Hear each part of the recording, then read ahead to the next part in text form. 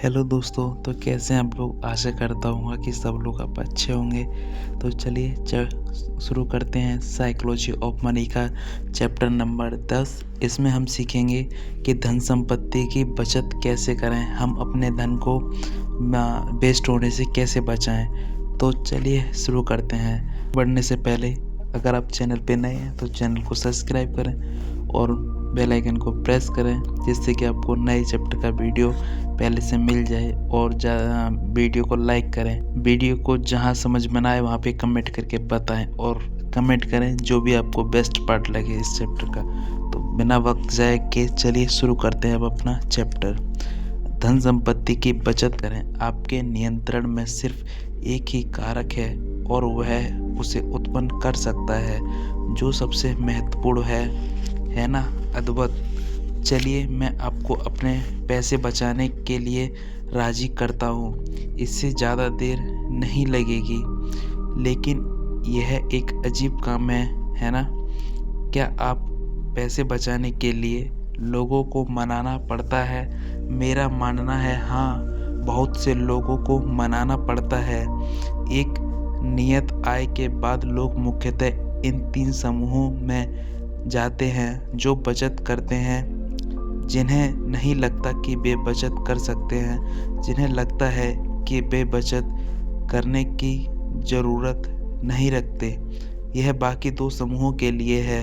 पहली विचार सरल है, लेकिन जो आसानी से अनदेखा हो जाता है यह है कि संपत्ति निर्मित करने का संबंध आपकी आय या निवेश प्रतिफल में कम और आपकी बचत दर से दूर अधिक होता है। दक्षता की शक्ति के बारे में एक कहानी। 1970 में ऐसा लग रहा था कि विश्व में सारा तेल खत्म होने वाला है।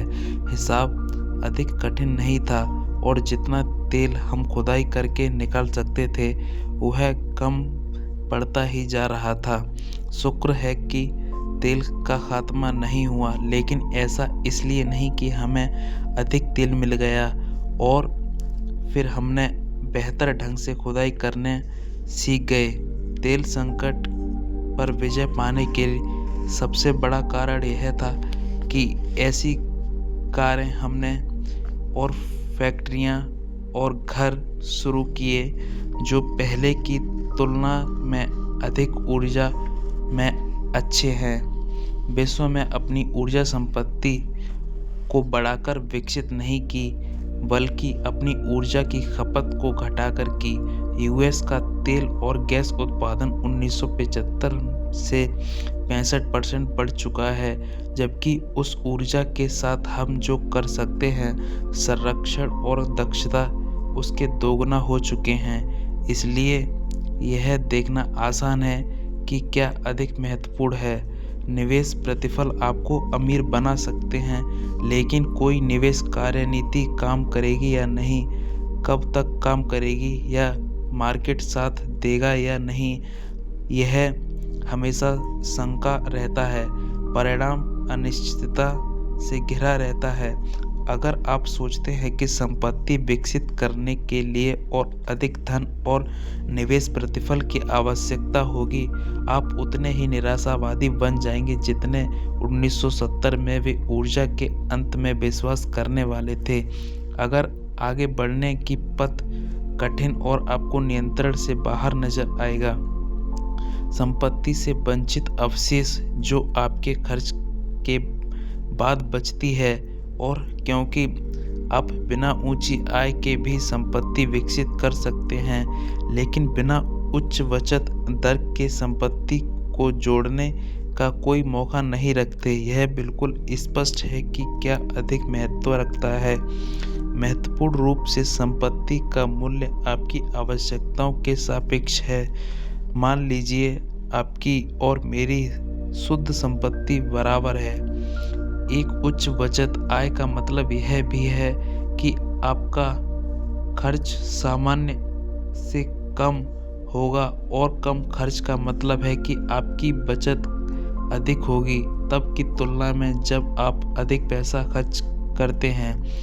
ऐसे भी पेशेवर निवेशक हैं जो सप्ताह में 80 घंटे कड़ी मेहनत करते हैं ताकि 1% का 10वां हिस्सा अपने प्रतिफल में जोड़ सकें, जबकि उनके वित्त में 2 या 3% ऐसे ही हैं जो जीवनशैली के कारण हैं और कम प्रयास में काबू किए जा सकते हैं। बड़े निवेश प्रतिफल और अच्छी आय अद्भुत है जब उन्हें प्राप्त किया जा सके, और कुछ लोगों उन्हें प्राप्त कर सकते हैं, लेकिन यह तथ्य के वित्त समीकरण के ओर झेलना अधिक प्रयत्न और दूसरा और बहुत अधिकतर लोगों के लिए एक अवसर है। आय के एक निश्चित स्तर के बाद आपको बस वह चाहिए जो आपके पास अहंकार के नीचे हो।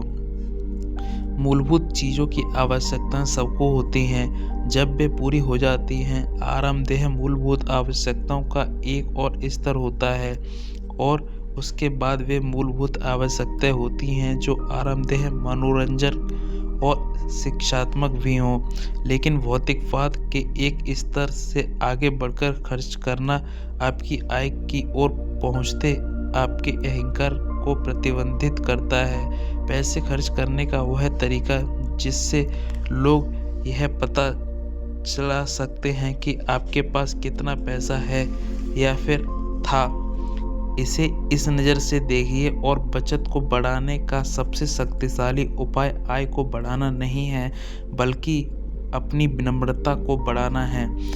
जब आप बचत को अपनी आय और अहंकार के बीच के अंतर के रूप में देखेंगे, आप समझ पाएंगे कि अच्छी आय वाले इतने लोग आखिर बचत ज़्यादा क्यों नहीं कर पाते।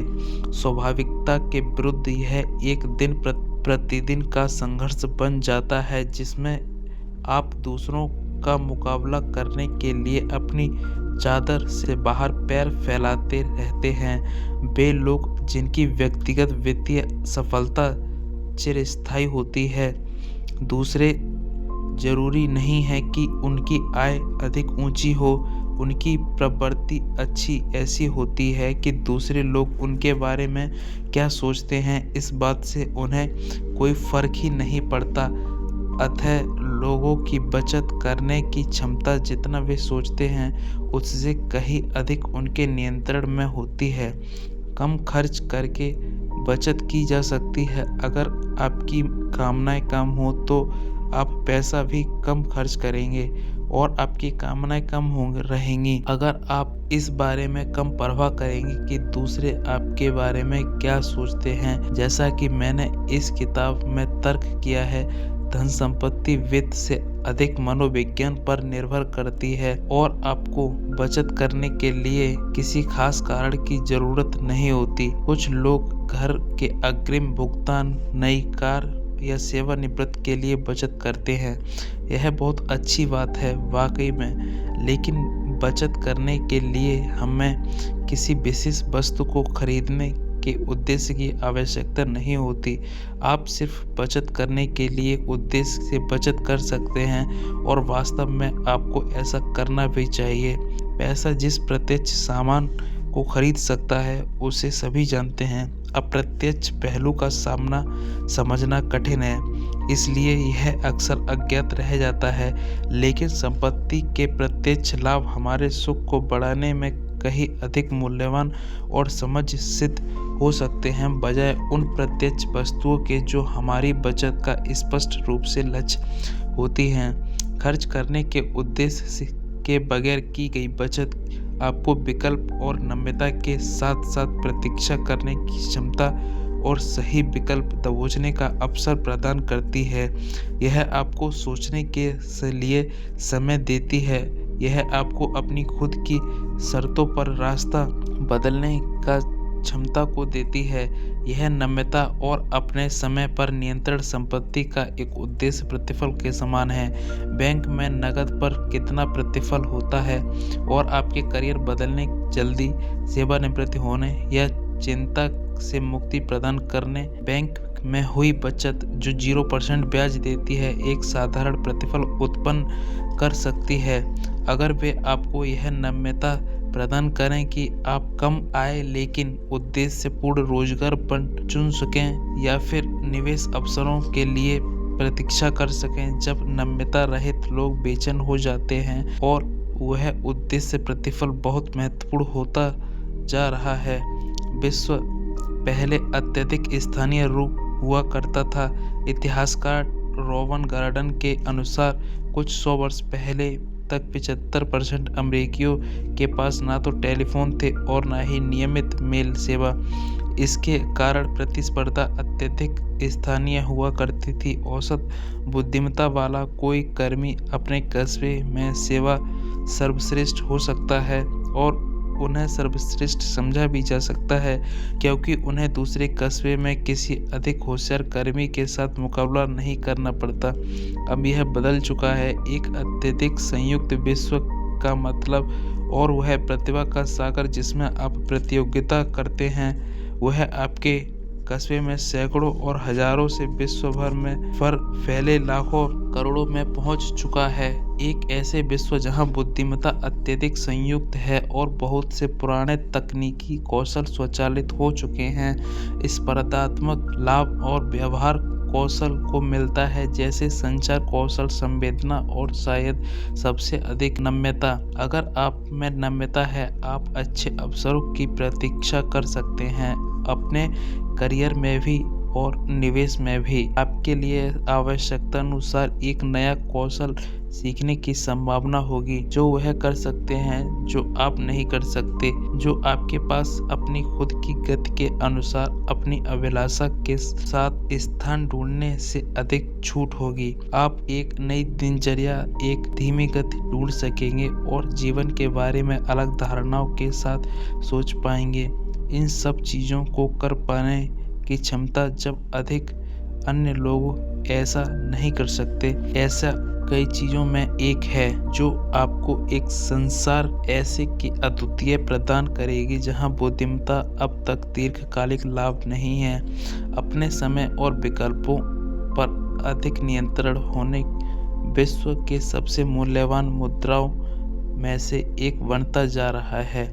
इसलिए अधिकतर बचत कर सकते हैं और उन्हें करनी भी चाहिए। आप जानते हैं कि और क्या करना चाहिए। इतना अधिक तर्कशील होना छोड़ देना चाहिए। मैं बताता हूँ क्यों, जो कि हम पढ़ेंगे चैप्टर नंबर 11 मतलब कि कल। तब तक के लिए बाय, टेक केयर और जाते जाते चैनल को सब्सक्राइब और वीडियो को लाइक करना ना भूलें।